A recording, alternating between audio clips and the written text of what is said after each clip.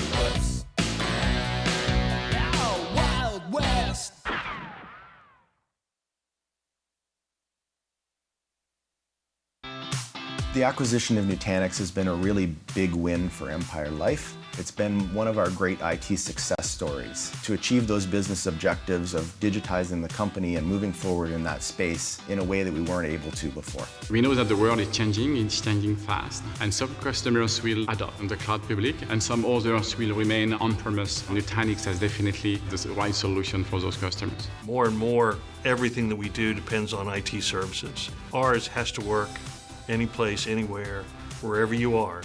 This solution has to work. One of the big personal factors of finding the Nutanix platform is I get to sleep at night. It's really simple. It's self-healing. It's able to correct any issues that it detects. We started to look at cloud providers from the external perspective and said we need to bring the power and the scalability of the cloud on-premise for our customers and our business. And Nutanix really helped us do that. We've been able to take essential tasks that we would have essentially done out of hours over an evening or over a weekend, and we've been able to then do that within normal working business hours because of the technology benefits that the Nutanix solution brings. We're then able to spend that time doing other essential work elsewhere. Ladies and gentlemen, please welcome founder, CEO, and chairman, Nutanix, Dheeraj Pandey.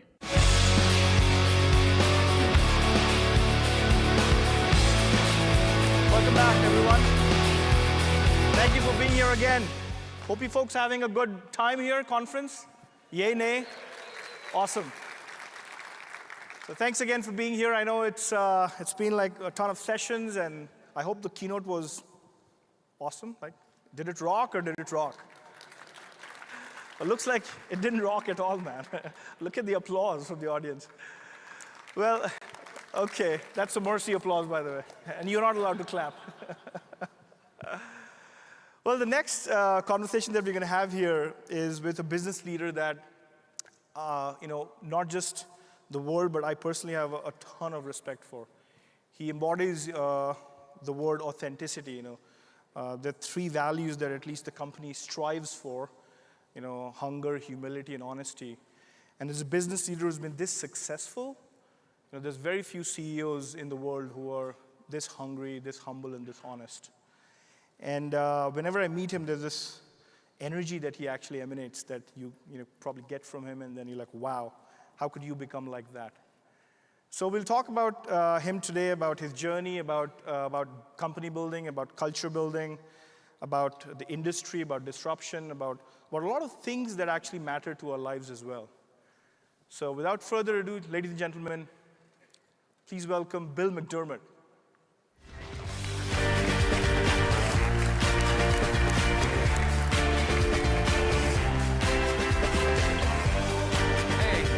Dheeraj, how you doing, man? Thank you, brother. Hey, everybody. How y'all doing? Good. Got to get a little more rowdy for me. I like it rowdy. All right. Thank you. Thank you. Yeah, as I was telling him backstage that he has so much more energy than I do, so you folks will have to give him some energy as well. Well, thank you, Bill, for coming here. I wanted to really have like 3 or 4 or 5 different discussions in this 30 minutes. But start with your childhood, actually. Talk about, as a teenager, how you bought a country deli for like $7,000 on a promissory note. And I was like, wow, this is something that takes you back to the entrepreneur in you. And you can probably connect the dots and see where you could be someday. So tell us more about that journey, actually. What were you thinking as a teenager? Well, in my book, Winner's Dream, I talk about the journey from the corner store to the corner office. And for me, being a teenage entrepreneur was just getting efficiency in my life because I had 3 part-time jobs. So I needed to trade it in for one consistent full-time gig. And I had an opportunity to buy the store for $5,500 notes, give them back $7,000 with interest in a year, you keep it. You don't make a payment, they take everything away. Wow. So a small company understands the sense of urgency. You got to make the payroll. You got to pay the rent. You got to make some money. Yep. And pay off your loans. So that's where it all started. And I guess the most exciting part for me was realizing that in the end, the customer and the customer alone determines everything. Because if they're happy and they come back, you win. If you don't turn them on and they don't come back, you lose. So it's pretty binary. Awesome. It's simple, but really powerful. And it looks like it actually paid for your college as well. Well, yeah, the key to the whole thing is just connecting with people, right? I mean, we're having a moment here, aren't we? Yeah. And back then, it was real simple. My dad was a blue-collar worker, so I knew that blue-collar workers were rich on Friday night when they got paid, and they were broke by Sunday morning. So we gave him credit. You can relate to that, right? And then the thing I learned about senior citizens is they're interesting. They would rather not leave the house. So we delivered. And we did that because the big competitors on either side of my business didn't. The little one has to do what the big one is either structurally unable to do or simply doesn't have the willpower to do. New ideas.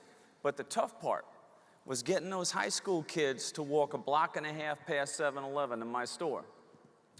So I'm like, how do I do it? You got to go down there and meet your customers.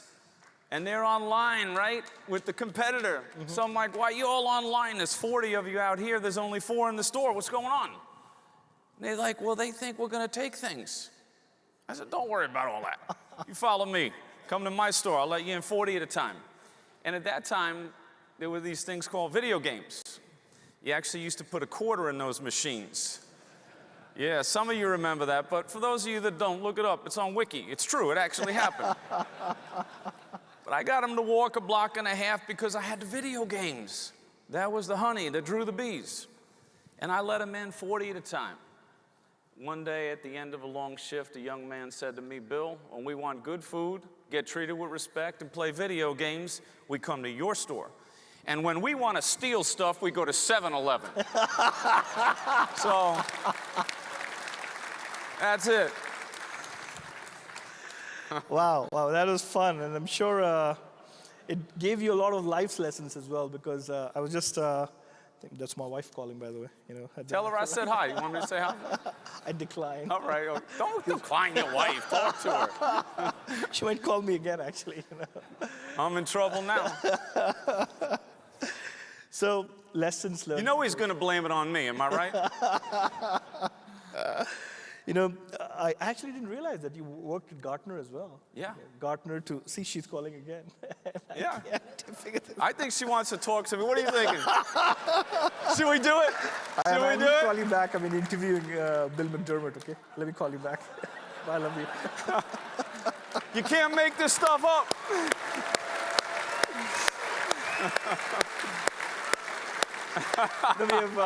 We have 3 kids. And the eldest is 6.5, so probably the twin girls have made something, right. Done something. So she was. By the way, we didn't rehearse this. I want that on the record. So Gartner to Siebel to SAP. Tell us about Gartner and Siebel before we get to SAP itself. Well, I think the main learning is where you start, right? So I was at Xerox Corporation. That's where I got my start. And I guess the thing that I've carried to all the others is that great sense of work ethic, and realizing that you can get anything in this world you want if you help enough other people get what they want. That's it. It really isn't that hard. A win-win. It's a win-win, but you got to have empathy. You know, you have to show great interest in people. It's more important that you're interested in them than they find you interesting. You understand? Beautiful. And one of the things I learned about this is, you know, once you get like the dream job, I'll never forget getting my first job at Xerox. It was unbelievable. I promised my dad I'd come home with my employee badge in my pocket when I left on the Long Island Railroad. I go in for that long ride into New York. I read the annual report, the then CEO. By the time I got to New York, I'm thinking like him, man. I want to be him, you know? And then I get to the hiring center with my $99 suit in from Amityville, Long Island. You get the picture, right? And they're all lined up in top of the sixes, Princeton, New Jersey, Greenwich, Connecticut, perfect schools, perfect attire. Like, geez, man, I might have overshot it with my father, guaranteeing him I'm getting the job today, you know? But what I learned is as I would talk to people, you know, because that's what I did. I talked to 500 people a day in the deli. I said, I'm not going to panic here. I'm just going to go with my strong hand. And my strong hand was just starting conversations with everybody. And I'm like, hey, what are you in here? What are you trying to get done? What are you up to? What are you trying to accomplish?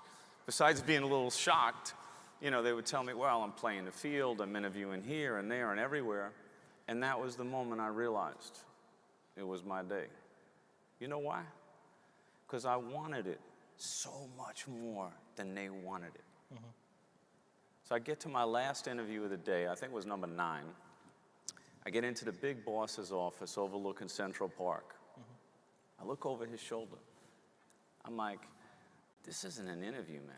This is a fight for my life. Because if I get this job today, I could take control of my own destiny. We have a great meeting. Everything perfect. At the end of it, he said, Bill, thank you very much for your time. And the HR department's going to get in touch with you in the next couple of weeks. Ever hear that one before? So I said, Mr. Fullwood, I don't think you completely understand the situation, sir. He kind of looks at me with that head tilting. What's this kid up to? I said, I haven't broken a promise to my dad in 21 years. And I guaranteed him I'm coming home tonight with my employee badge in my pocket. Wow. Now he really tilts his head. And he said, Bill McDermott, as long as you haven't committed any crimes, you're hired. Well, I said, I certainly haven't committed any crimes, Mr. Fullwood. Does that mean I'm hired? He said, yes, it does. Of course, I went around the table, picked him up, carried him around a little bit. I placed him safely back in his chair. I went in the elevator, down 38 floors, 57th and 6th, called up my mom and dad. Quarters in the phone then, too. You believe that? I said, Mom and Dad, we're going to celebrate tonight. I got the dream job. Break out the Corbel. Woohoo! For those of you that don't know, it is the cheapest champagne that was ever manufactured, believe me. So, you know, the hard part about all of this is maintaining a single lesson, which is after you get the dream job, you got to do something with it, right? So I'm in a situation, I get out of training class. These are the real stories. Walking Fifth Avenue, 95 degrees in August, with a copier on my back, an electronic typewriter in one hand, and a briefcase with brochures in the other. I mean, that's hot. I get to the brownstone where we got the lead. I go up 4 flights of stairs, no elevator, of course. Doors open. I look across the room, and there she is. Like, wow. Had to be the CEO. Chanel suit, everything perfect. This is like my moment, right? Feeling good. What do you think happened next? A cat jumps on my shoulder and puts its claws through my $99 suit and my skin. I knew the skin would heal. I was young enough, but I wasn't sure about the suit. So I dropped the briefcases, hold on to the kitty. Love the kitty. Beautiful kitty. Having a moment with the cat. And she said, my goodness, you really love animals, don't you? And I said, especially cats. I'll tell you, Garfield has nothing on this cat. So we have this great conversation. And then it comes time, the senior guy's like, hey, kid, take the machine out, plug it in the wall, and do the demo. So I said to the woman, do you need to see a demonstration? See, because you plug it in the wall, the copier has a green button that says start, it makes a copy. The typewriter, it's electronic, it's like that old one, only it's faster. You see, you need to see a demo? She said, of course not, I'll take two, honey. You know, so it's kind of like, read the room. Get rid of the PowerPoints, loosen up, be human. So you asked about Gartner and Siebel. You know, I've been very blessed to work with amazing teams that had dreams. And we always set our goals extremely high. You know, one of the most important things is not just the vision and having a purpose behind the vision, but also making sure the team has a goal, but then each person on the team has their own goals. Because we're different. We're 99% the same, but that 1% difference makes all the difference. Absolutely. So we always knew what everybody wanted to do in their life, and we worked with everything we had to achieve those individual and team goals. And fortunately, as a result, you know, things have gone reasonably well for the most part. Awesome. Unison and true norths. In fact, I want to go back to that thing that you talked about in the book, and this is a quote from one of the people who reviewed the book. It says, in the book, Winner's Dream from Corner Store to Corner Office, you chronicle how relentless optimism, hard work, and disciplined execution embolden people and equip organizations to achieve audacious goals. Yes. There's this beautiful thing that they also say, probably attributable to you, is real dream is a journey, not a preconceived destination. Right. It's beautiful. I think the idea, you know, sometimes all you got is the dream. Sometimes all you have is hope. And we always try to turn that into a cause for something really good. And we always recognized, and I put this poem in the book called Ithaca. And the story behind Ithaca is basically the journey itself is your reward. And if you truly love the journey, you need not fear the Cyclopses and the Poseidons, because Ithaca is waiting for you. She's there.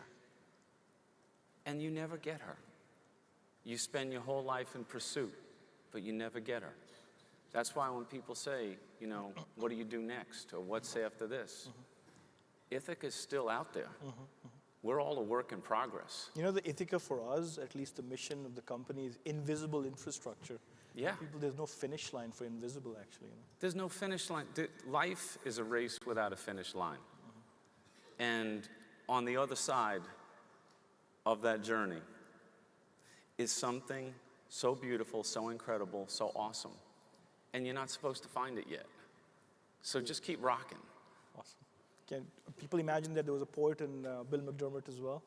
Unbelievable. Thank you. I want to go to something about life now. Talk about a very dear word to you and also probably to me, vulnerability. Yeah. We spoke about this as well. And I was at the SAP CEO Summit where I heard Jerry Levine, all of us heard Jerry Levine speak there. It was like 70 of us. Yes. And when he was speaking and when he's done, everybody was crying. Like Yeah. Our eyes welled up, the story and everything. And then we also heard Kevin Plank talk about his own journey, actually. You know, equally vulnerable. Tell us more, the word vulnerability and how you think about it, actually. Well, I think the idea of humility is a pretty important lesson. We're all the same. And if you stay humble and recognize people and find the goodness in people instead of always trying to find what's wrong with people or what their weaknesses are. I tell people all the time, I do the things I do well often. I don't do the things I don't do so well at all. I hire great people to do that. And I think the best leaders hire over their head. They have a humbleness.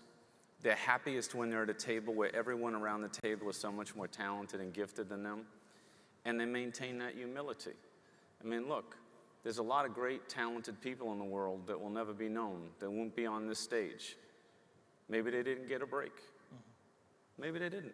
So this is what I really get attracted to, this kind of a leadership, which is really talking about vulnerability and authenticity, because at the end of the day, when you talk about people-centricism, a lot of it is about, let's get to know about them rather than ourselves. Absolutely.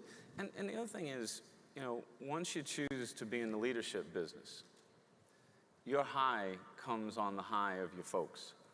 And your lows come when, for whatever reason, it didn't work out. And what you have to do is, at least this has been my formula, is recognize that success and failure are a lot alike. They're both imposters in a way. Because if you trust the process and you're doing the right things, even if today's disaster gets you down, if you have the hope, if you have the dream, and you recognize that the cause endures, you'll get back up tomorrow a tougher, more battle-tested executive and somebody that's ready for the next step. So I never spend too much time worrying about what we missed. I always spend all my time thinking about what's next, what's the future, where are we going? And I would also say that with success.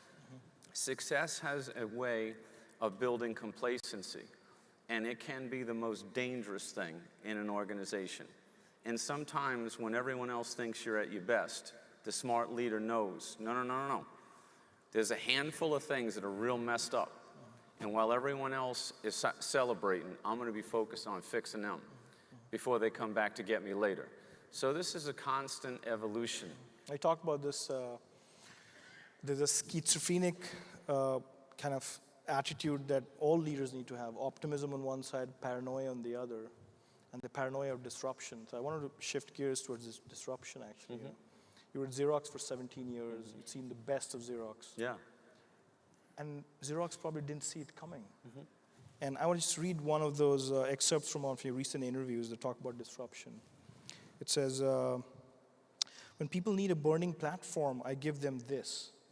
Half of last year's Fortune 500 companies actually lost money.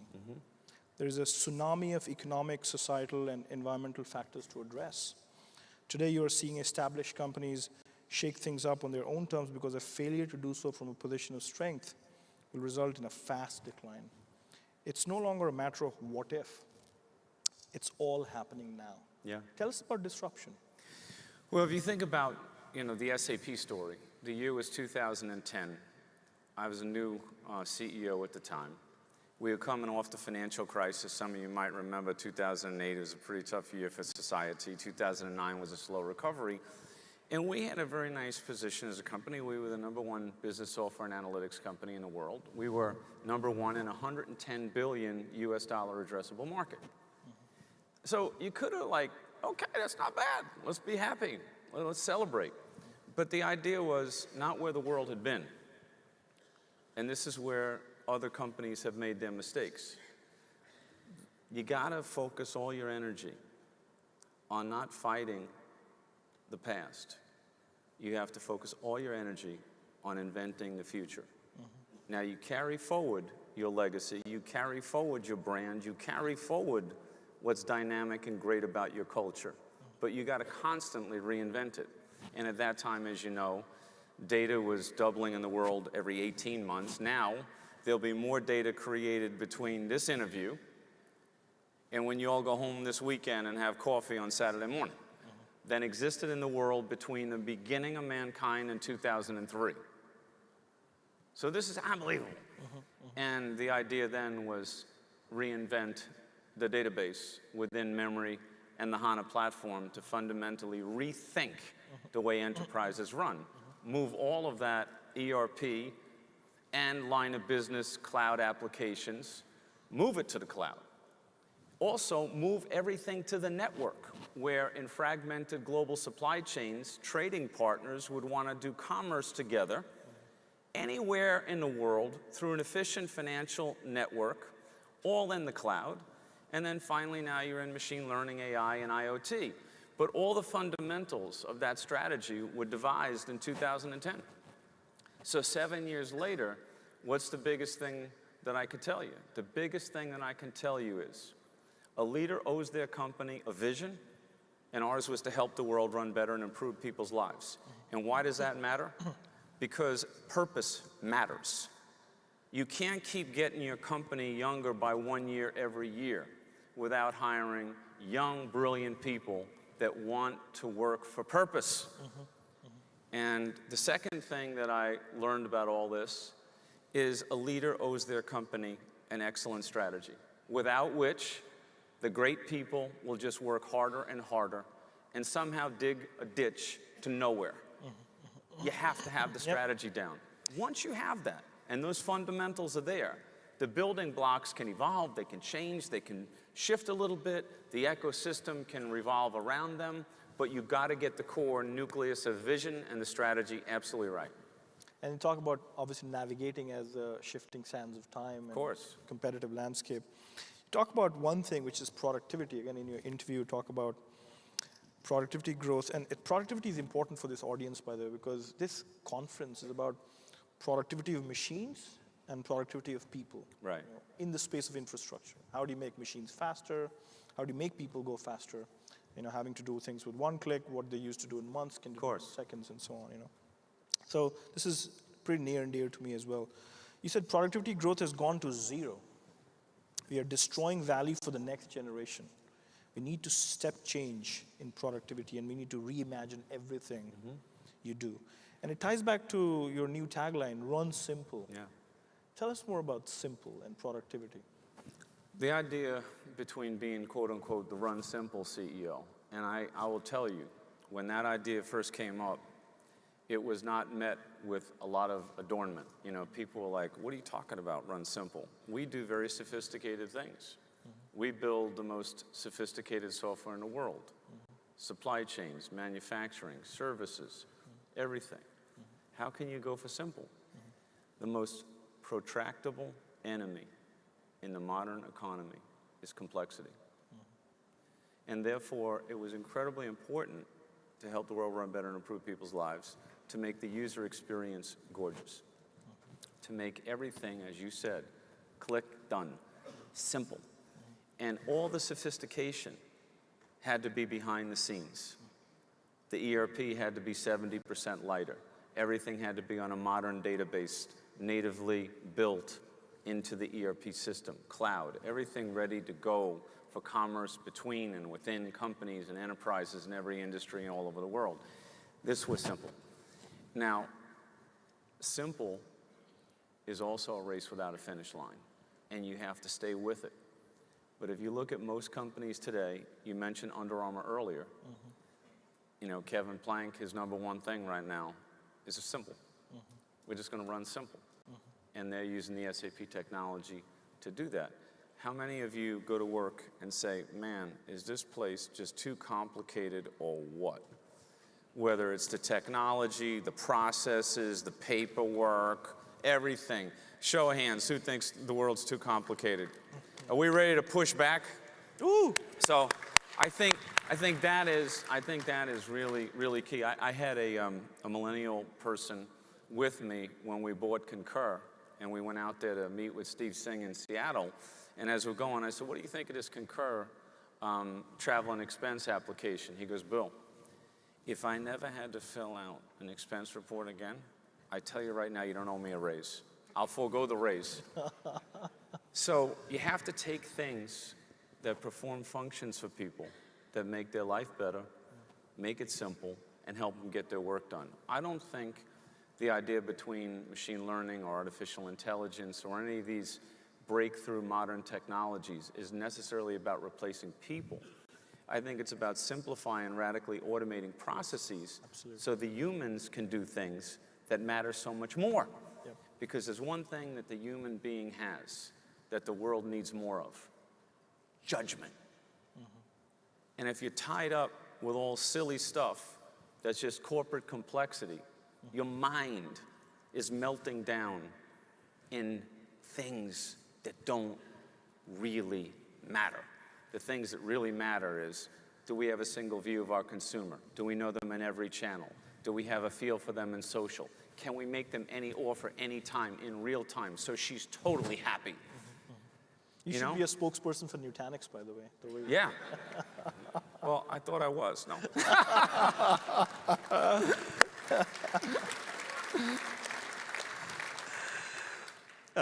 There's one more important thing for us, and I can quote one of your interviews. So as a company, we're getting deeply committed to things like girls in tech, women in tech, diversity. And you say something which is very profound. You say on sustainable vision and strategy. What's sustainable vision and strategy? That our goal is to build a business without bias. Mm-hmm. Tell us how SAP is going through the journey, because obviously engineering is still extremely lopsided. And what's your strategy? How do you think about it every day, and what keeps you awake about diversity? First of all, we want a diverse, inclusive, and collaborative company because that's a winning organization. We need talent. This is a global war for the best talent. And we want all the best talent. And we want women and men of consequence to feel like they're in a place that's as good as home. The place has to be happy. It has to be passionate. It has to be going for something big. And it has to be making a real difference in the world. Those are the kind of folks that we look for to come help us work it out at SAP. Now, with regard to bias and eliminating that from the workplace, one of the first machine learning applications we had is with SAP SuccessFactors.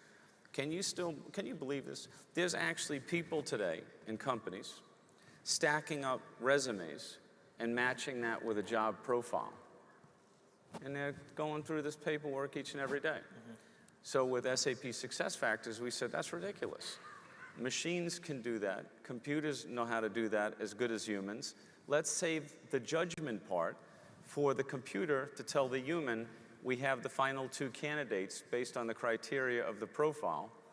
And because the computer isn't biased, because they don't have human biases, it's just hard facts based on criteria, the computer can make that decision, or at least put the human in position to make that decision without bringing the bias that they built over a lifetime to the decision-making process. So that exists today. So more and more, if you look at us, whether it's at the executive board, the management level, all rank and file of the company, especially in engineering, we're looking for especially focused on women, because we think that it's an untapped opportunity. Because you're right, a lot of the engineering opportunity is getting people in university and before and grooming them to come to the company. One of the programs we're pretty happy with and proud of is this massive online computer course where we're training 1.5 million people.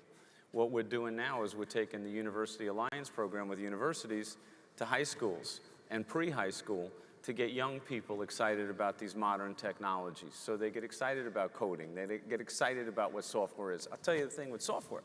Whether you work for a software company or not, any company you work for is a software company. Mm-hmm. That's the deal. And to realize that is going to give lots of young people a chance to participate in a modern economy that probably 10, 15 years ago was just not even considered. I go for this kind of company or that kind of company. No.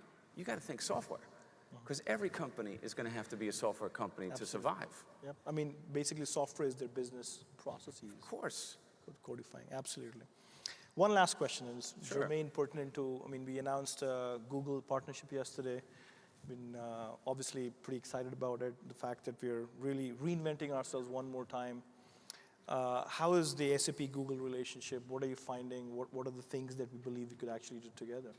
Very well, you obviously have great partners there. We have a lot of respect for what's happening, especially in machine learning and artificial intelligence. And when we think about SAP HANA, and we think about a completely different architecture for the cloud, and you really stop and think about what that can mean in combination with your company and other companies, the opportunity is almost limitless.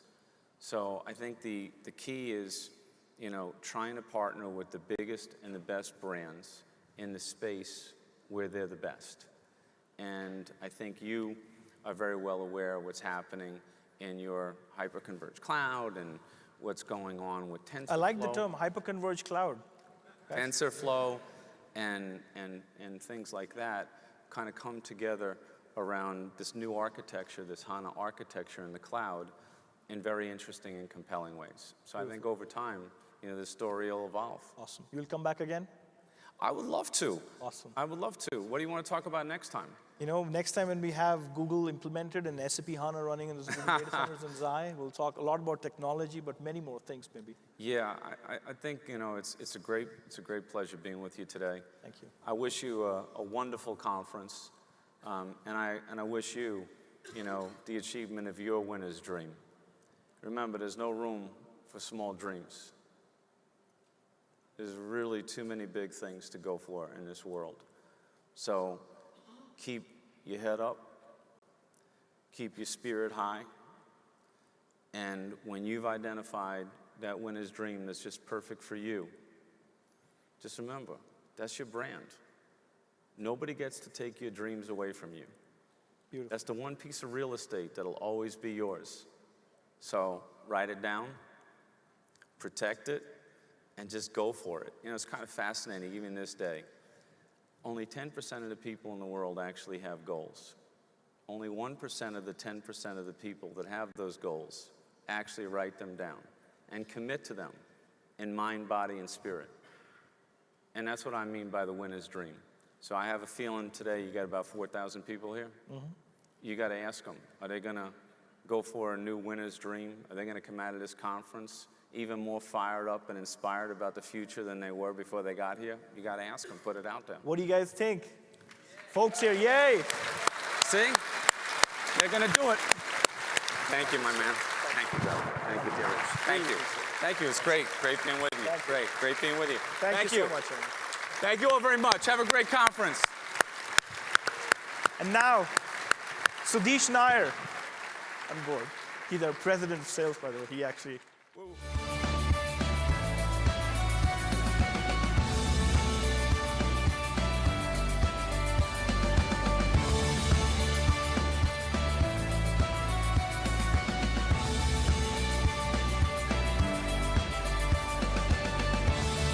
Now that was, I don't know what I'm going to do to follow him.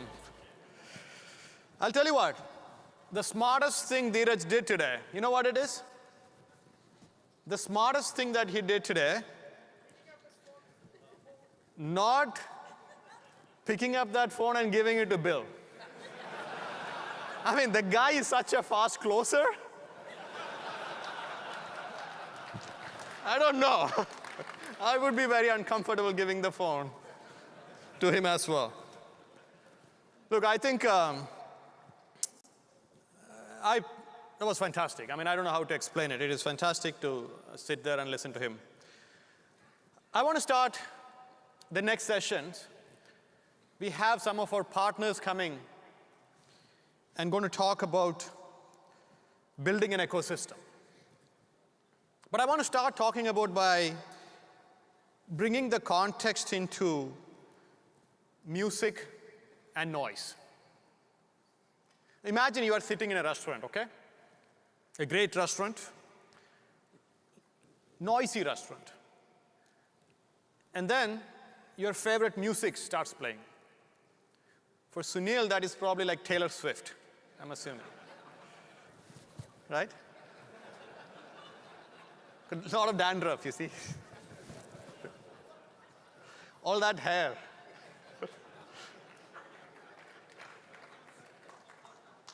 And as the music starts playing, you can't hear. You want to hear the music, but you can't because of noise. And it's not easy. The noise and music is everywhere. It's everywhere in our lives. And if you are a vendor, you have to deal with it. If you're a customer, there is noise. For a customer, legacy thinking is the noise. There are people who say, I don't want to change. Legacy architecture, legacy application, these are all noises that customers deal with. Now, partners, if you're a reseller, Sometimes the noise would be the relationship that you have with some of the large vendors. You know that at some point in time you have to change the course. But the business keep coming your way. Maybe not the greatest business, maybe not the right architecture, but the business keep coming your way, you get stuck with that. That is noise. And like I said, vendors, we are not immune to the noise as well. Now, as younger companies, sometimes there is not enough technology and business debt built that we don't have that much noise. And that's why I especially admire mature companies that have figured out how to reduce the noise and listen to the music. In early 2000s and late 90s, Compaq made a decision to ignore the noise and focus on Microsoft only. In the early 2000s, VMware made a decision to focus exclusively on Intel to deliver value for the customers. And that's why I'm excited to talk about Lenovo, because Lenovo made a decision to focus on Nutanix and AHV to unchain the complexity, unchain from the legacy way of thinking. You could say that together with Nutanix, Lenovo is trying to build Unchained Melody. See, a lot of millennials, you don't know Unchained Melody, go Google it. You will find it. Let's play a short video, and after that, we'll invite the guest.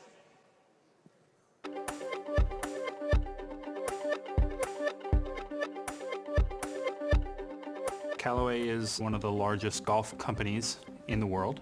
We have 15 plus remote locations outside of Carlsbad, California, and needed to have a simple to use, consistent infrastructure that was local. Nutanix on Lenovo has their Prism software, which is a single pane of glass that allows me to manage our entire virtual infrastructure to one-click update firmware, software across the globe and maintain compliance with security standards and security protocols. It's a game changer. Not only did Lenovo Professional Services come out and rack mount all of our servers, they also did a very in-depth knowledge transfer. We're getting cost savings in the hardware layer because we don't need to purchase dramatic, extravagant storage units to run our production environment. The amount of time that I spend on any given day to maintain this infrastructure has now been cut almost to nothing. Lenovo and Nutanix allowed us to standardize and simplify the environment at every global site. It allowed them to focus on what was important to the business and our customers. I think this is one of the few solutions that my boss didn't challenge me much on. I can't imagine we use any other partner than Lenovo to deploy our entire infrastructure globally. Please help me welcome Kirk Scoggin, the president of Data Center Group, Lenovo. I didn't forget. All right. Welcome, Kirk. Thank you. Now that we just saw Bill and Dheeraj, looks like SAP's right there. Let's talk about what Lenovo is doing with SAP. Yeah, so I think we're absolutely humbled. We went a few weeks ago and said that actually SAP is now running their internal HANA on Lenovo, and Lenovo is one of SAP's largest customers as well. But it really started back about 8 years ago. Yep. And we built the first appliance on HANA back in like 2010. We're the first to have a set of full appliances certified. Now we've shipped about 8,000 instances or customers out there on HANA alone.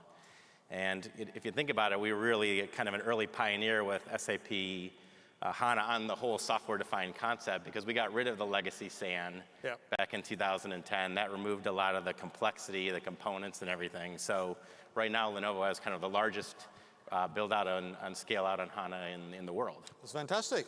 So try to keep things simple, I guess, right? Absolutely. So we just saw the video of Callaway. Are you a golf player? I'm trying, very poor. Well, now you got to do it at least, right?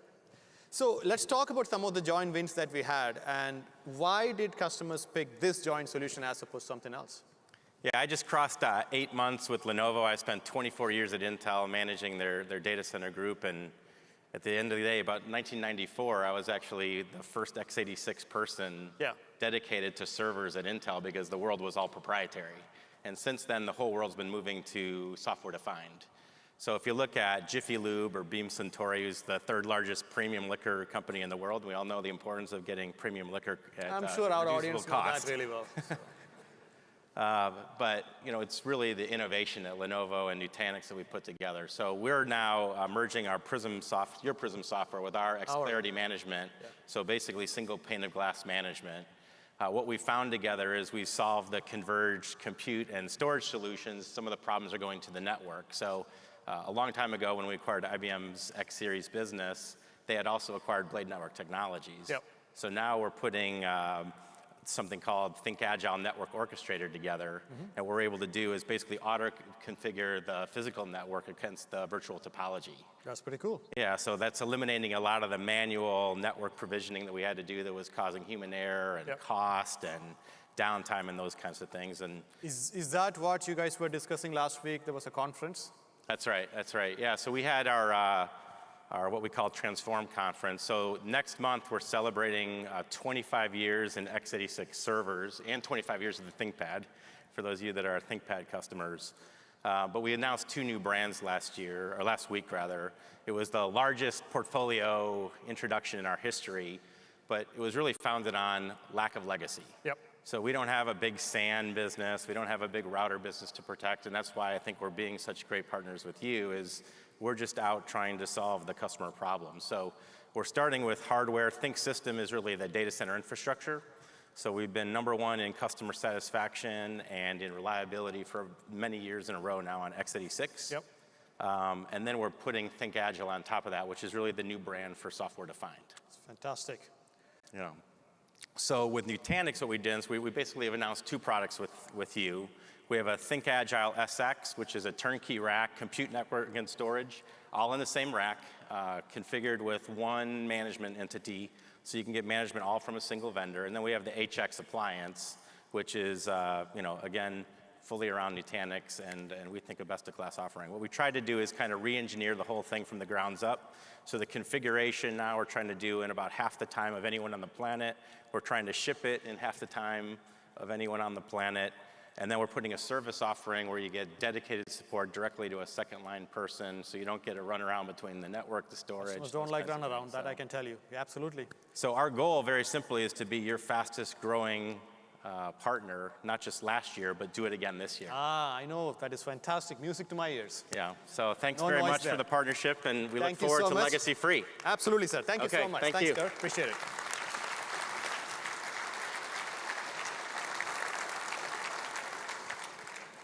All right. So the next topic that we are going to discuss requires a little bit of conversation here. So let me do that. Sunil talked about intelligent edge. We have a really cool demo, a really cool presenter, a really cool topic coming up. To set it up, let me explain what we think as the intelligent edge and why it matters for all of us. Imagine 3 or 4 drones are flying in Afghanistan, and there are some action happening. And these drones were flying around, and they happened to spot an area of interest.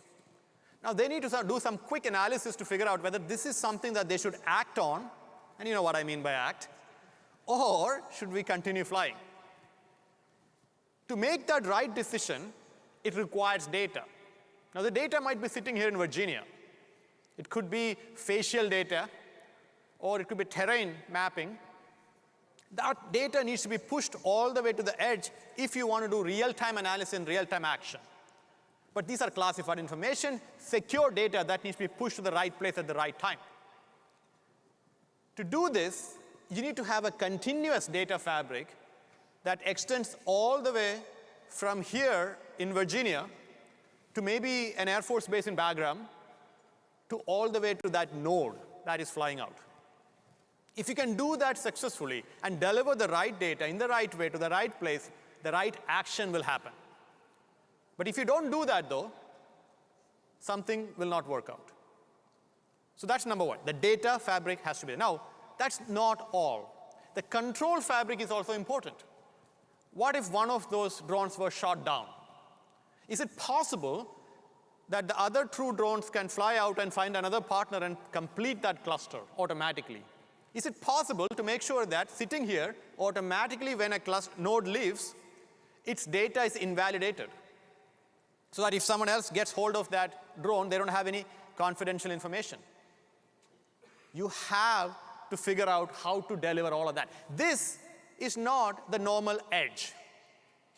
Going back to yesterday's example, the edge could be the sensor, it could be the camera, it could be the drill bit.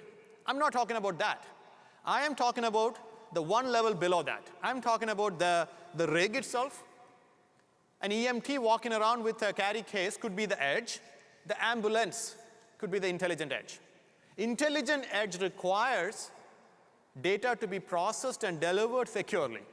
Intelligent edge requires redundancy, performance, and availability. This is an evolving area of field. This is an advanced area where lots of interesting things are happening, and I'm very happy and honored to invite one of the advanced thinkers to the stage, Nick Radford, and one of our own, Richard Arsenian.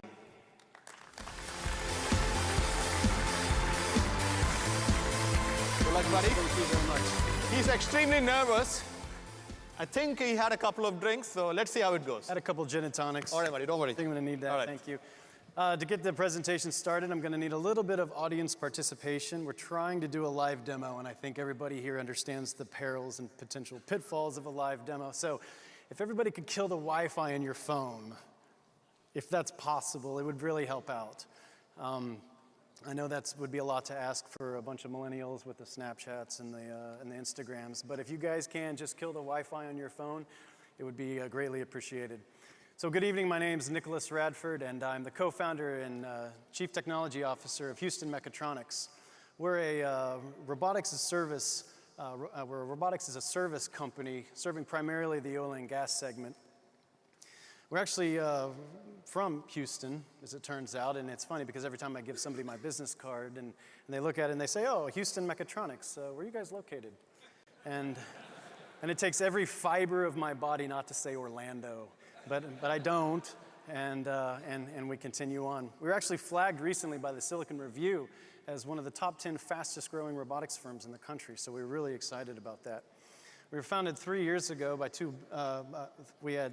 I co-founded with two other brilliant partners and a bunch of brilliant engineers from NASA out to conquer the world in oil and gas and robotics and intelligent automation.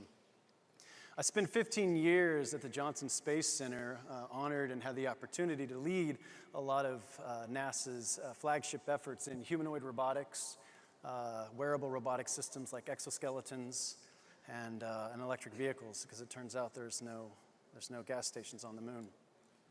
But what I'm here to specifically talk to you guys about today is where robotics started, how it started, but then in particular, where it's transitioning next. And I think the next part of robotics, which is so different from the factory stuff that you see here, is really important because it's going to redefine how we collect data, process data, how that data is shipped around, where it's stored, how the post-analytics turn into decisions for the robots. But Unimate, from Universal Automation, installed in 1961 in a General Motors plant in New Jersey. And as the kids say these days, it went viral after that and really changed the landscape of automotive manufacturing in America and really worldwide, and obviously went into a lot of other areas into our lives in terms of and how these industrial robots were used. But today, the problem is so different. Today, the game has changed. It changed back then. It's still changing. To overuse a phrase, the game is changing. But it truly is, because this is where we want to put our intelligence systems to operate. We want to put them in the real world, real environment. We obviously know that the real world and the real environment is messy. I'm sure this looks like a lot of your children's rooms, and heck, probably half the people in here, the room looks quite like this. But it's a very different problem. It's not the structure of the factory. It's messy, it's real, and it's in and around us, and specifically it's human engineered. So there are a few early examples of this. You know, you get robots that perform these services, if you can call it that, where they mow your lawn, they'll clean your pool, they'll vacuum your house, and they do it with varying degrees of success. But let's face it, we're all a bunch of tech nerds in here, right? And if we wanted to, we would. The real solution to everything is, of course, a humanoid robot helper that does everything for us. But until there's a real big, strong business case in the commercial, consumer, or industrial market, we're going to be stuck with Roomba for my robot instead of Sunny for my robot. But actually, it turns out, and this is what the great opportunity that myself and my colleagues that I was so honored to work with at NASA got the opportunity to work on, is that there actually was a business case in the federal market, specifically in spaceflight. Probably only one of the places where the labor of the employees in space justifies developing a multi-million-dollar space robot helper.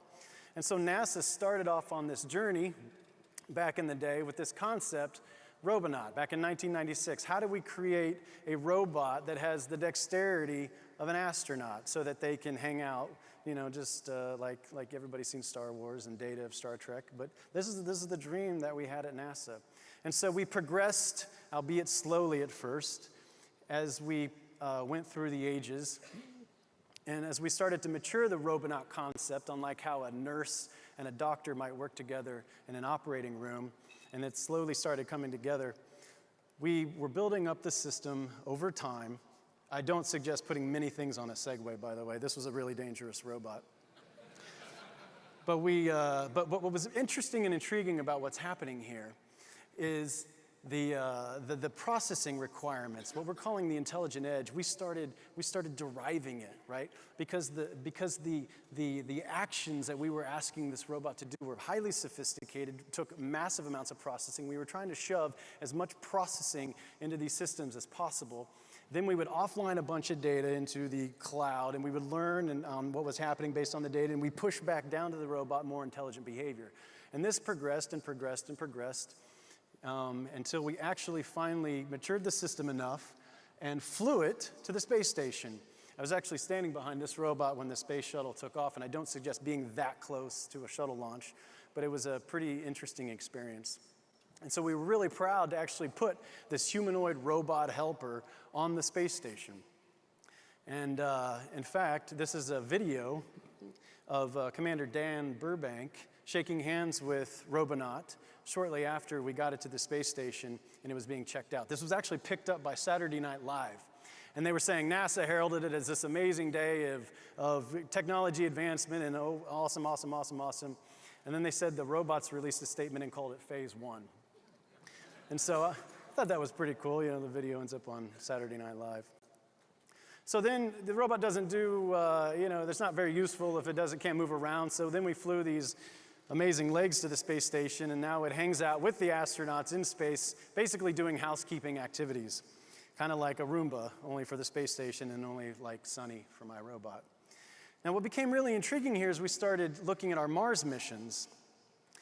And we don't really need legs in space necessarily, they climb around, but on Mars you might want a system that is more like us, bipedal, that can adapt to the terrain and walk around. And so through the development of the Valkyrie project, which was derived specifically out of the Robonaut program and the robots before that, we started making more of them. And here's where it gets really interesting. Because as you have a bunch of these, you can distribute them to really smart people in the universities around the world, and they can start teaching them to do things, how to walk better, and how to actually perform. And that intelligence then gets transferred from robot to robot. And so as one robot's learning something, the other robot's getting smarter. Sound familiar? So I wanted to give a shout out to one of my good friends, Dr. Jerry Pratt at the Institute of Human and Machine Cognition, one of the early receivers of these robots as we gave them out into the community after we started and finished the development at NASA. And so as he started and embarked on getting the robot to do its thing, He then was working on another system at the same time called Atlas, working on really advanced walking algorithms. And what was important about this is that he then, as he taught Atlas to walk better, he would then transfer the intelligence of that walking back to Valkyrie in the lab. And Valkyrie became smarter with its activities. So here you have these deployed systems that are incredibly intelligent, that take massive amounts of processing, that are actually learning from each other and getting smarter. So how does this relate back to what we're doing at my company in oil and gas? Well, being inspired by the developments that we undertook at NASA, being afforded the opportunity to work on just such amazing developments and systems, we have taken that technology and been able to commercialize it into the oil and gas segment. And one of those technologies that we're going to talk about here and hopefully do a live demo if enough of you guys turned off your phones. Are we good? Yeah, we're good. Oh, wow. Holy cow. Guys, I didn't have much faith. But in order to let's talk about the next segment, I'm going to invite my good friend Richard Arsenian up here from Nutanix to help introduce our demo and talk about where the enterprise cloud is actually meeting this edge and the intelligent edge. Richard?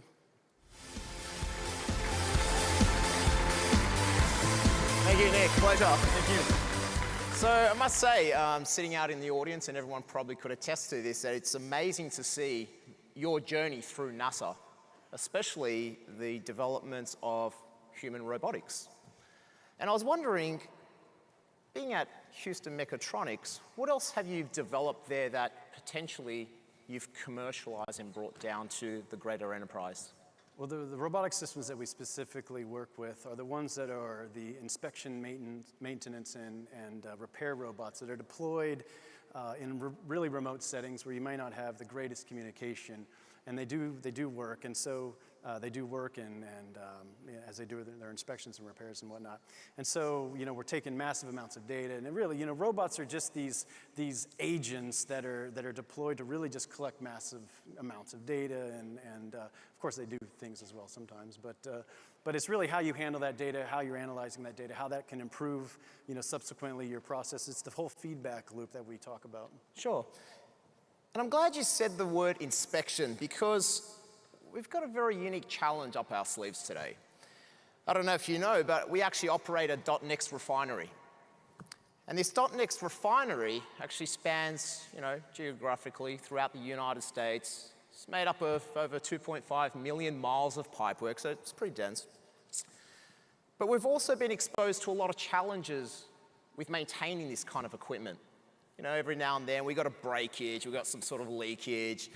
We spend millions of dollars maintaining this, but then there's also the operational side of it, right? Oil, gas, that sort of stuff, hazardous, toxic materials. So I was wondering, what kind of a solution do you have in place to help us, alleviate some of these challenges? Well, a big concern in the energy side, and specifically oil and gas, is the integrity of pipes. So we've been working with solutions for a long time of how to assess how well a pipe is working, or going in and doing the inspection. And we might actually have a solution in place to inspect your .next refinery that I've just became aware of is sitting over there in the corner. Right. So ironically, we actually brought our refinery, with us today, and it comes in the blue and green color. So I was hoping that potentially you can help us address a problem we have with it. Now, someone told me that there's some cracks in there or it's leaking. I don't believe them, but maybe your technology can help us identify some of these problems. Yeah, absolutely. So we're going to load the robot in the pipe and actually embark on our live demonstration.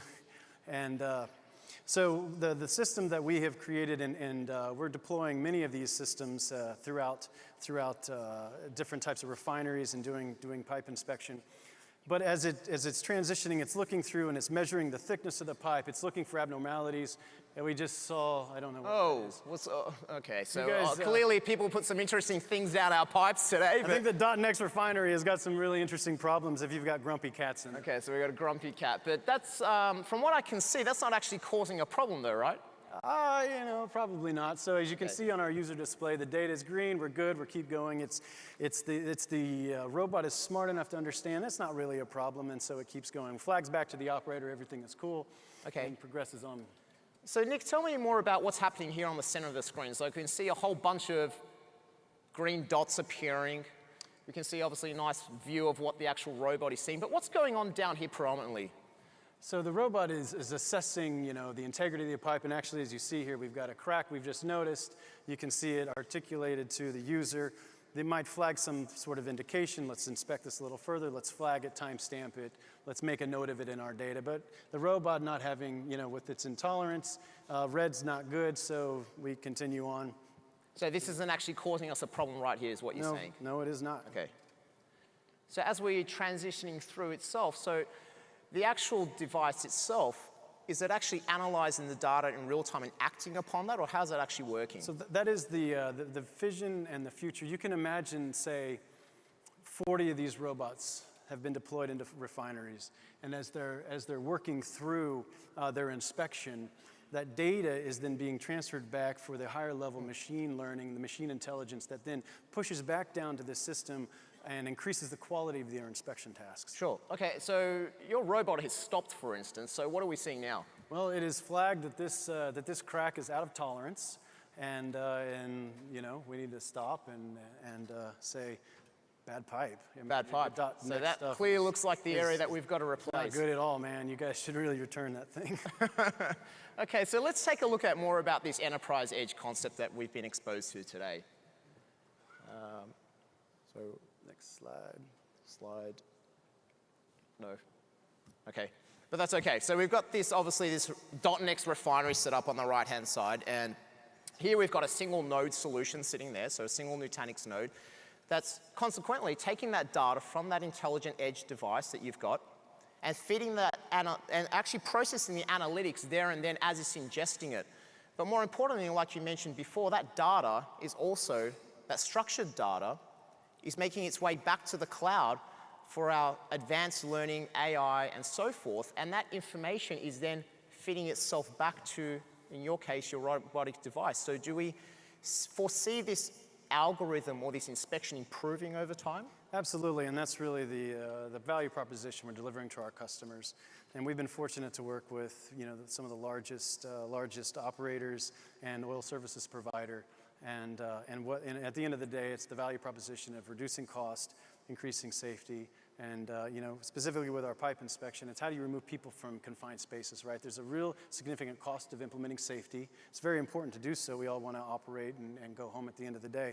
But there is a cost associated with it. And so if we can deploy technologies in conjunction with the solutions that you guys provide to increase that sort of return for our customers, that's why they're attracted to doing business with us. Sure. And lastly, can you maybe elaborate more on the machine-to-machine vision? Yeah, and so what I mentioned earlier is if you have a critical, as you can start to see these types of systems deployed in mass, several, 20, 30, 40, 50 of these systems, they're all going to start aggregating that data and learning about what it means to be in tolerance, out of tolerance, and improving the inspections, which again, of course, improves the bottom line for our customers, which is why they want to use us. Sure. Thanks very much, Nick. It's a pleasure. Thank you.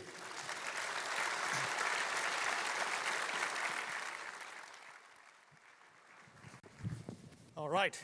I do need the clicker back, Richard. All right, so let me thank you. Thanks, Nick. I don't know if you guys noticed it, that Valkyrie was learning in itself how to walk. It was not pre-programmed to do it. Pretty cool stuff. So let me give you 3 facts. Number 1, all babies are huggable. Okay, all babies are huggable. Number 2, all puppies are cute. Anyone disagrees with that? And number 3, all Canadians are adorable. All right? I'm going to prove it to you. I'm going to prove it to you. The next guest, he is a Canadian. That's why I'm saying this. The only problem is, as cute and adorable as he is, it almost takes him 5 minutes to make a point. I think some of you know who it is, right? Look, he's one of my dearest friends, someone that I look up to. All of you really, really think highly of him. I know that for a fact. Even people who compete against him love him for the way he competes. Let's play a short video, then I'll invite him to the stage.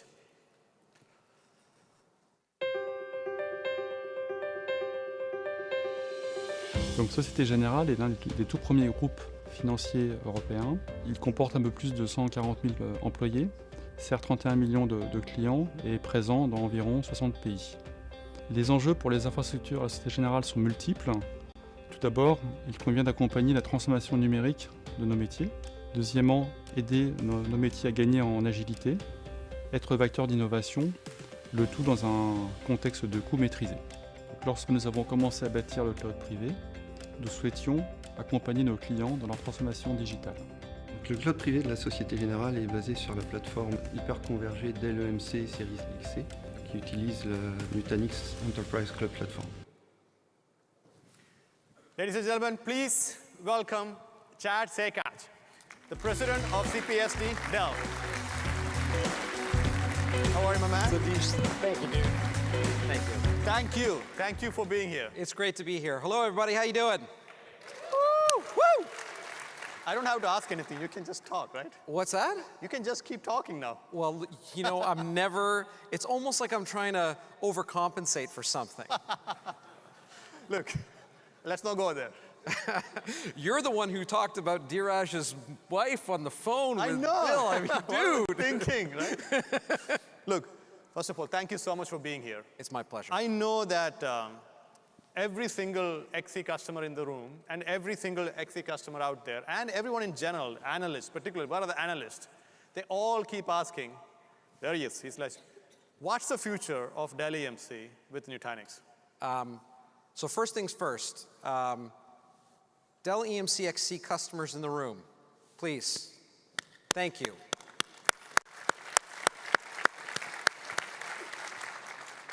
I am going to make things ridiculously simple. Our partnership is strong, it's good, it's growing. It's based on something that I think Michael Dell believes, I believe, which is customers demand choices.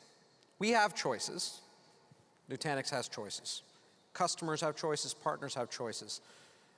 We have to embrace that. We have to deepen our commitment to that every single day, every step that we take. I remember shortly after the merger occurred, I made my first trip out. Do you remember to HQ? I do.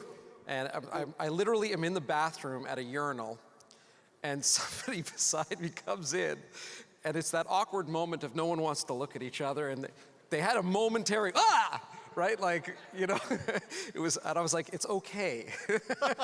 What's Chad doing here, right? By the way, what's up with you and urinals? VMworld? Yeah, the word VMworld on the sides. You know what? I still don't know who did that. That was I think we know who did it. I love it.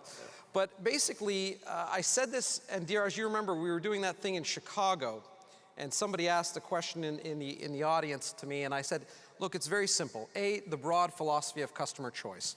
But it's also due to something very simple, which I don't want to be too crass, but I want to be direct, which is a general Chad business rule principle is don't punch your customer in the face, right? That's it, as simple as that. So we have, you know, roughly around between a quarter and a third at any given quarter, and, you know, over time, that's actually held up pretty steady of the Nutanix customer base or Dell EMC XC customers.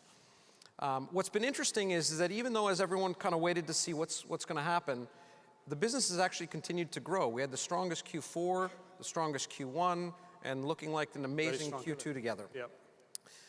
So first rule of business, don't punch your customers in your face, and thank you again for being our customers and our partners. The second rule is don't punch yourself in the face. You know, customers are saying that they love Nutanix, and that's great. We do believe in having a portfolio of choice. But I want to say something that perhaps is even more powerful coming from someone who has a portfolio of choices out there. And I want to be, again, very direct and very clear. It is our strategic belief, it's our own vision, that we have to dramatically simplify everything that's going on inside the data center. In some cases, solve the problem that we ourselves have created, right? We share that belief and that passion. Absolutely. We think it's not about hyper-converged infrastructure or converged infrastructure. We share the belief that ultimately customers want to have simple and easy turnkey clouds on premises that extend into hybrid cloud models. We partner with Google about Kubernetes on top of PCF. Some great customers I met today are actually using PCF on top of XC, right?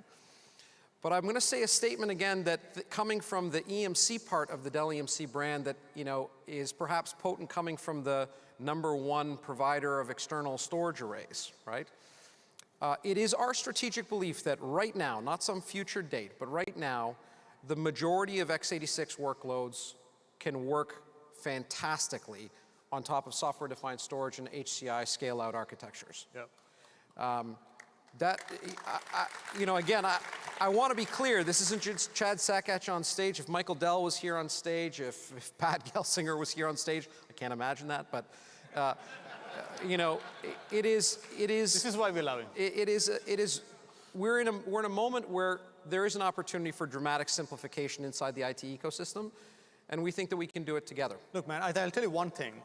You have to give credit to the product management team and the clarity that they have in terms of seeing through those noise and clutter what is important for customers. Well, so if you cut out the noise, I mean, we've been doing this now together for 3 years, right? Many customers, many here in the room, but many around the globe, all over the place. Literally, we learned a lot together through, AOS release after Acropolis release after Acropolis release, PowerEdge release after PowerEdge release. We learned, wow, you need to think through, like, how will we do event monitoring in an integrated way between Prism and the low-level infrastructure? How will we do dial home? How will we do cluster updates? How will we lock down firmware and BIOS across a cluster so no one can change it? How do we deploy that over and over again? And in fact, it's informed how we build, the movement towards SDS and HCI has actually informed how we build 14G PowerEdge and actually how we're building the next generation, 3 years down the road. The other thing that I'd say is that the team that works on XC is really passionate about XC. I have to create internal walls to keep the teams that work on other things separate because they're equally passionate about their customers and their product. But the XC team basically said, look, our customers want to have deeper integration. It was great to see in the Calm self-service portal, Avamar. They want to have more data domain integration. Sure. The work that we've done to make PCF work on top of XC allows our customers, and the ones I'm thinking about that are massive, to be able to go further, faster together, right? And we're going to continue to do that. We're going to continue to give our customers choice, and that's something that's deeply personal to me. Thinking about Bill McDermott, that was really cool. That's fantastic. He's a character, man. That guy's awesome. Only Long Island can do that. Yeah, totally. So, I have a dream and I have a vision myself. My dream, right? A dream that I feel very passionately about is that technology can change the world in radically awesome ways. Healthcare vertical makes me think a lot because everyone knows somebody who's been sick or in the hospital and has a loved one that, that they're thinking about. And I think about, oh my goodness, what we can do around genomics. Have a purpose. It's an unbelievable purpose. And so if technology can change the world, the prerequisite to really being able to do that starts with radical simplification. Absolutely. And, and ultimately I think that that's a vision that while we won't always agree, Satish, we won't always agree, Dheeraj, and that's okay too, that's a vision that we share together, which is important. Absolutely. Look, I think if you ask Manoj from our side, Manoj Agarwal team, they will say that the relationship that we have with Dell and Louis Newcomb and others made our product so much better too. And I can't thank Michael Dell and Chad and the entire team enough for helping us build this company thus far. And this relationship is strong and we have so much more to do and so many more miles to go. And we will do it together. And listen, one last parting thought, a great conference, awesome stuff. Again, I can't thank our customers and our partners enough. Thank you so much. Let's go and keep changing the world. Thank you so much. Thanks a lot. You got it. Thanks, everybody.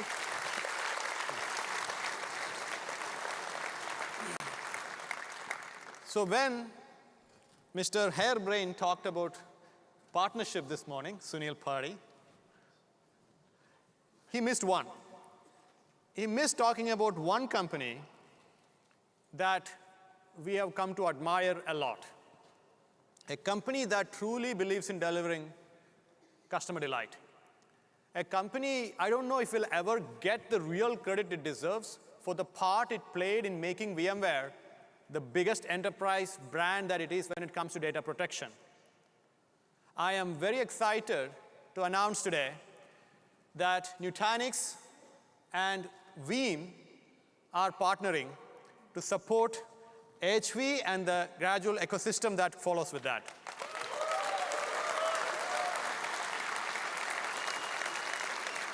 please help me welcome Peter McKay, the co-CEO of Veeam.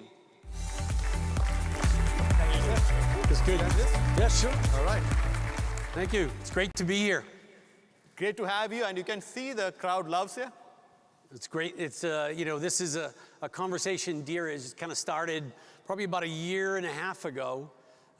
We met in a restaurant in New York. Both of us have a lot of Nutanix customers and feedback. And so we said, look, we want to make some big bets together between Nutanix and Veeam. But we want to do a lot more formalizing some of these great partner and customer successes. And so what we did is we sat down, we thought about what could a partnership really look like together. And so that's what we did. We got together, we talked about a number of really great go-to-market activities, marketing activities specifically to drive our customer experience. But most importantly, it was around the engineering side. Sure. And so, you know, when we look at kind of your success and some of the things that we've done at Veeam over the 10 years, I mean, it's really been around a lot of the things you talked about in the sessions today around productivity and simplicity. And that's what really has Veeam's been about. It's simplifying what we call the availability world. Availability is kind of, people think of Veeam as, you know, the market as backup and recovery. We think of it as availability.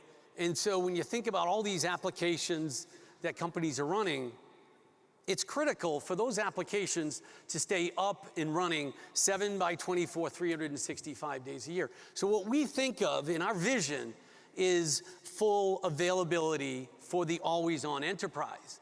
And so we built our technology that is strong but simple. Yep. We built our ecosystem that is very powerful and now even more powerful with our partnership with Nutanix, we're all very excited about.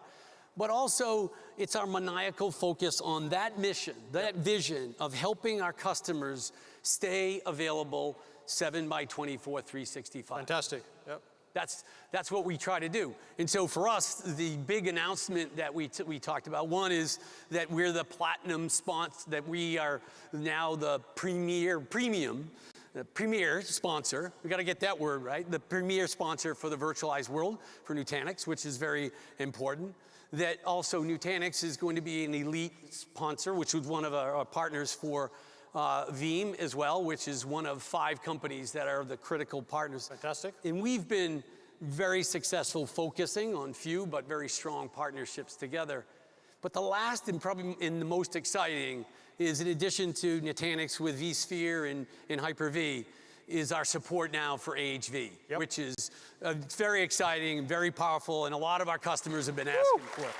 And so, thank you. I was hoping you would do that.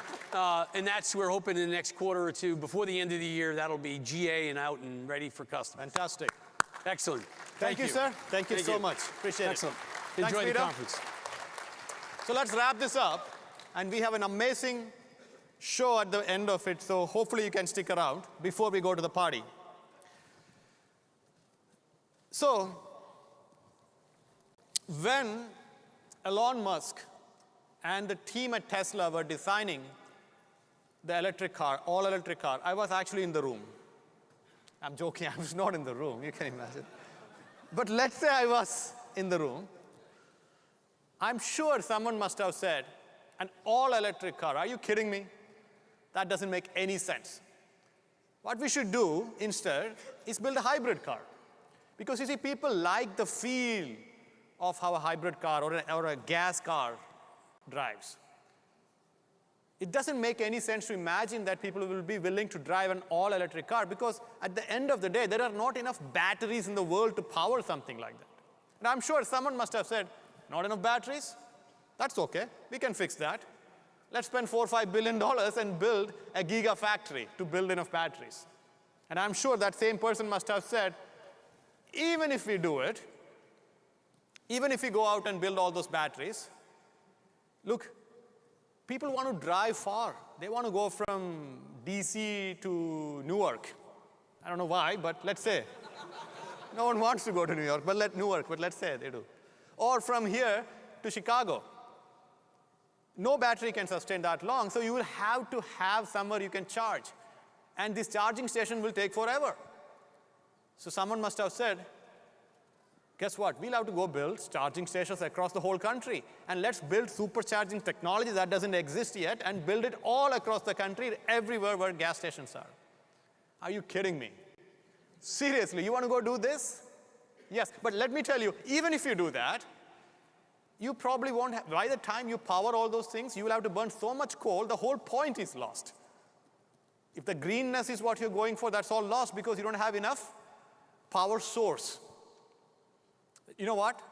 Let's go and turn every single roof in US into a solar cell. Everyone needs a roof? I'm sure finally that guy must have shut up. This is why I don't like devil's advocates, you know? Devil doesn't need an advocate.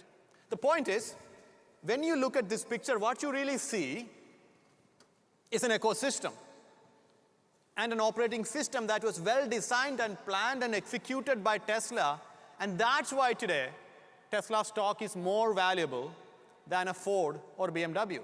It's not accident. It takes effort. It requires tenacity to go out and build it. Tesla went all in. They didn't equivocate. They didn't try to say, let's do this, let's do that. They said, we're going to go all in the right direction, build the right architecture for the right solution for the right problem.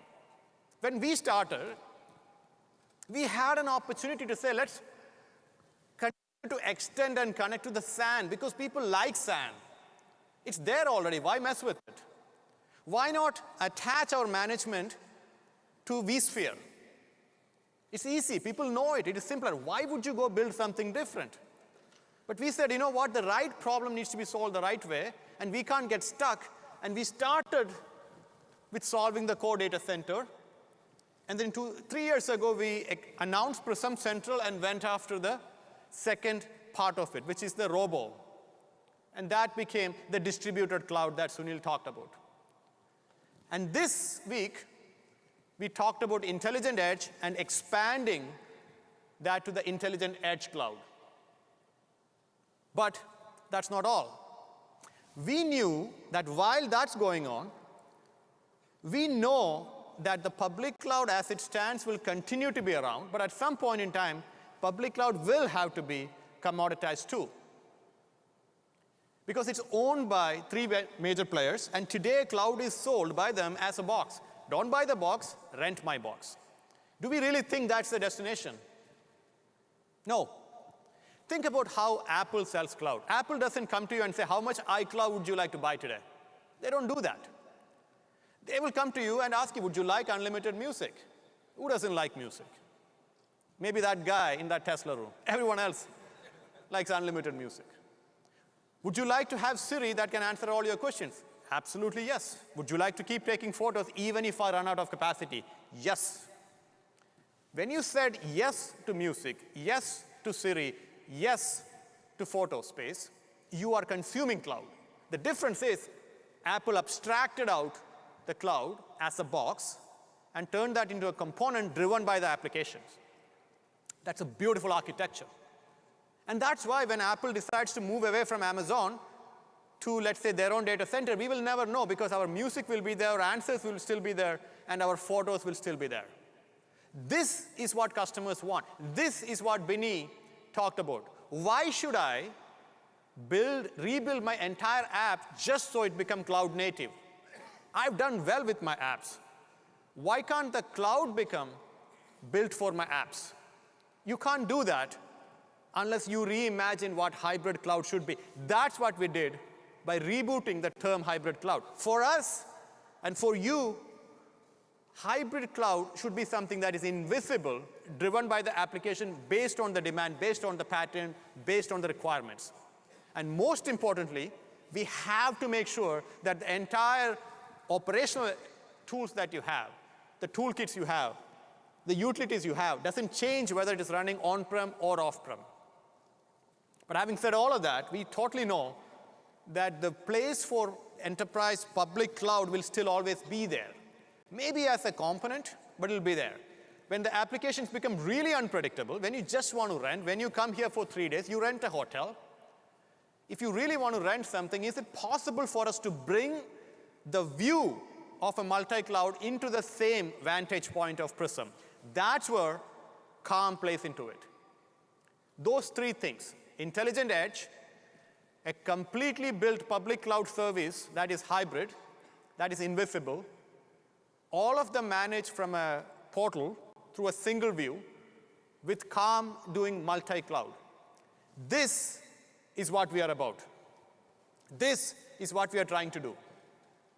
With that, what you want us to know and what I would like to tell you is that we went all in. Those three things are our approach of saying we need to go out there and build the entire stack ourselves, and by deciding that and going there, Nutanix went all in. And my request to you, if you are a customer who have never experienced Nutanix, now is the time to go out and try it. July is our end of financial year. Just so you know, everything must go. You know, best prices are always available last month of the quarter and the year. This is our financial year, July. If you've never tried, try it. If you have tried it, try AHV. If you have tried AHV, try Calm. If you have tried Calm, I want you to go out and try to push this to distributed cloud. And if you have done that, let's go out and try the entire thing. The product is ready. Your core banking application, we are ready. Your EMR, we are ready. Your VDI, we are ready. SAP, we are ready. I think it is the time to go all in on Nutanix. Thank you. Thank you so much. Don't go yet. One more thing.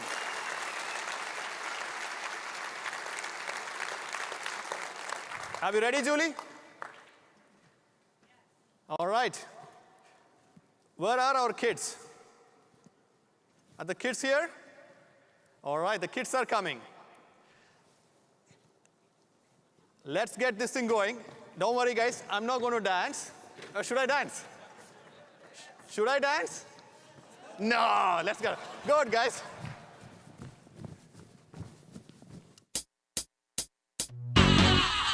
Yeah!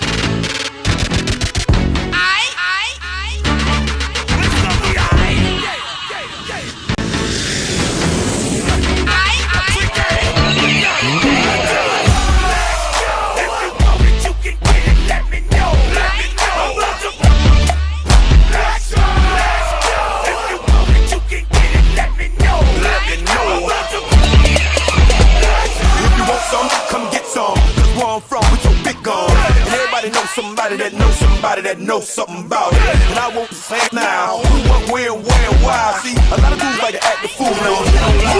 Louder.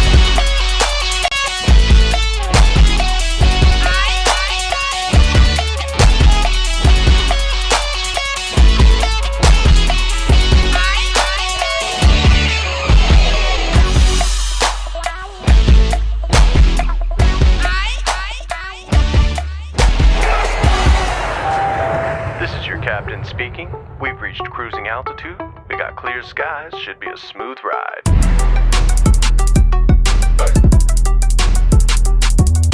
Shorty, what you want? I got what you need. Shorty, what you want? Shorty, what you need? What you need? My niggas run the game. We ain't never leave. Never leave. Counting up this money. We ain't never sleep. Never sleep. You got V12. I got 12 V's. Got bottles. Got. I'm all the way up. Shorty, what you want? I got what you need. Shorty, what you want? I got what you need. Shorty, what you want? I got what you need. I'm all the way up. I'm all the way up. I'm all the way up. All the way up. Nothing can stop me. I'm all the way up. Fasten your seatbelts. We're hitting some turbulence. Black Knight.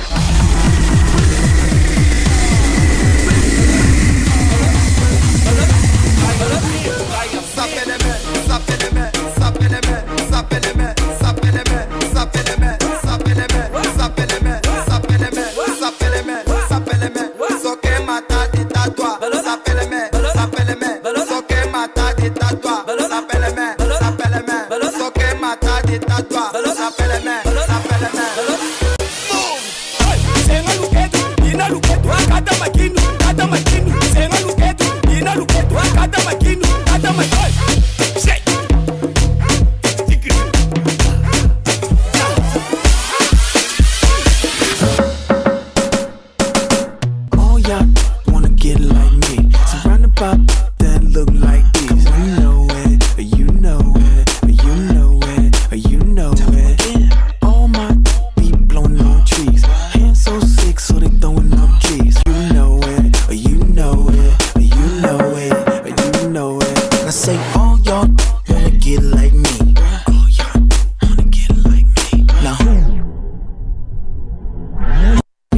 She say kiss it far as it goes. Don't worry, she's straight like the actress knows. All y'all wanna get like me. Surrounded by that look like these. You know it, or you know it, or you know. Let's go, baby. Tens across the board. Hold that pose for me. DJ, start the music. Discreet up in pumps. Discreet up in pumps. Walk for me. Walk for me. Walk for me. Walk for me. Walk for me. Serve. Walk for me. Serve. Walk for me. Serve. Walk for me. Serve. Walk for me. Serve. Walk for me. Serve. Walk for me. Serve. Strike a pose. Pose. Pose. Pose. Pose. Pose. Pose. Pose.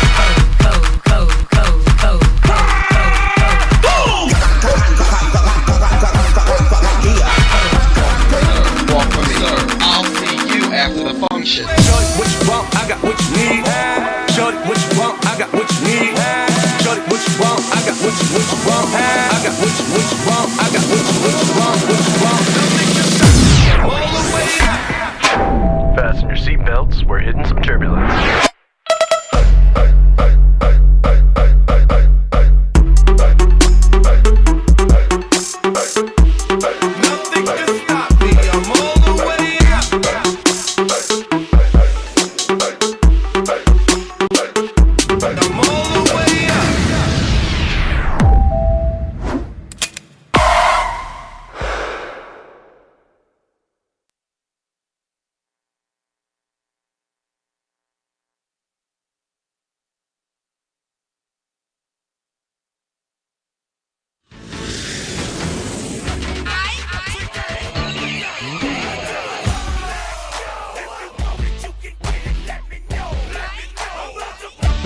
Thank you for attending tonight's session.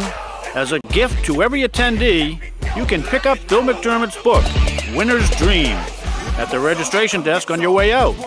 And don't forget, the Woman's Next celebration starting at 7:30 in the Riverview Ballroom Terrace. And don't miss our Next Street Fest directly out front of the Gaylord at 8 p.m. Enjoy your evening.